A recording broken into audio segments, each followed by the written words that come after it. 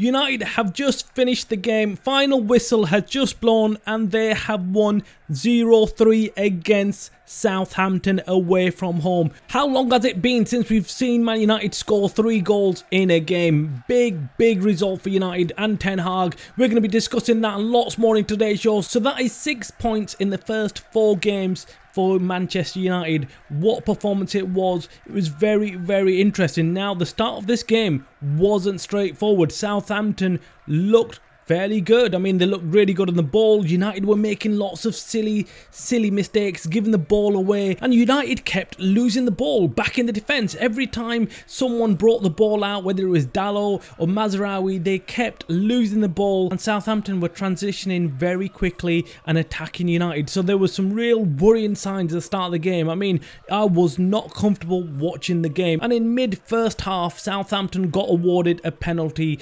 Dalot going to ground very early, not getting any of the ball. There was some debate whether it was in and out of the area, but it was just not a good tackle by Dalot, and Southampton were awarded the penalty. And then there was a huge delay in taking the penalty. I don't know what for, but there was a huge delay, and Onana pulled out a good save and keeping it to 0-0, and that's when everything changed. And United had to wake up after that penalty and they started playing better football. Now, one player that I was keeping a close eye on was De Ligt. Because of his midweek performances for Netherlands, I was worried about his confidence levels, but what a player, what a game he had for us. He actually got the man of the match, and deservedly so. He played a brilliant game for United. He looked very aggressive going on the defence. I mean, he was defending on the front foot, and I really liked to see that. And then obviously got the goal as well. Brilliant header, and he is a real threat for us going forward as well. So that was a brilliant performance by De Ligt. Another player that stood out for me was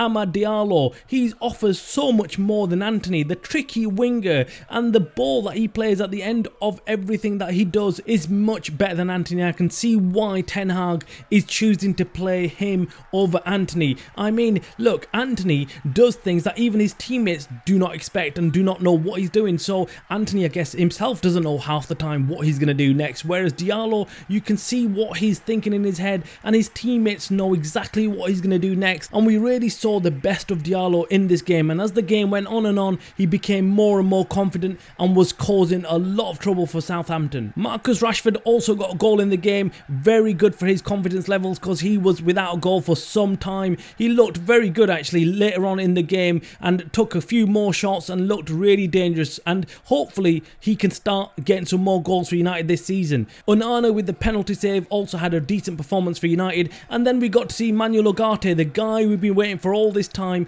finally made his appearance. He came on second half as a CDM replacement for Eriksen, and what a player this guy is going to be. Defensively, he is going to be absolutely brilliant for us. You can just see it. He is a perfect CDM for United, almost like a Roy Keane type of player. No nonsense, just gets the ball and distributes it, and we desperately need someone like that. I hope he can even be half as like Roy Keane, and he will be an absolute top player for us. Apart from that, negatives. We don't want to really mention negatives, but we have to. There are still some serious concerns about United in the middle of that park. Still, United look really weak, really easy to break through, and Southampton early on could have got a couple of goals, and we were shocked to see Eriksen starting the game. But it makes sense because Ten Hag knew Southampton may sit back, may not attack as much, and we needed some creative players in the middle of that park to open up that defence. And another concern I had watching United was that they were making some really good snappy passes, really playing some fluid football, but no one was actually risking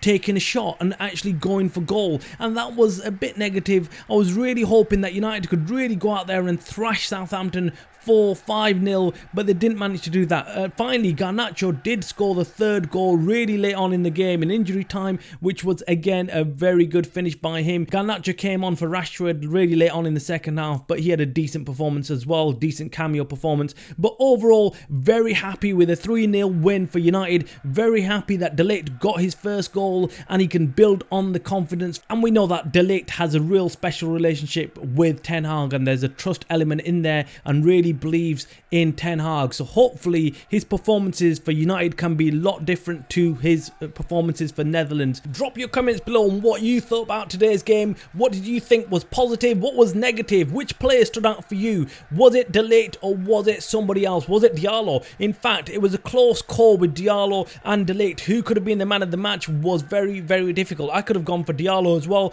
but I agree that De Ligt did play really well, made no mistakes, was very good defensively, and going forward he could have had another goal or two as well. That is it for today's show. Make sure you hit the like button on this video. Make sure you subscribe so you can keep up to date with all the latest Manchester United news and more. You were watching the Man United Stream channel by the fans for the fans.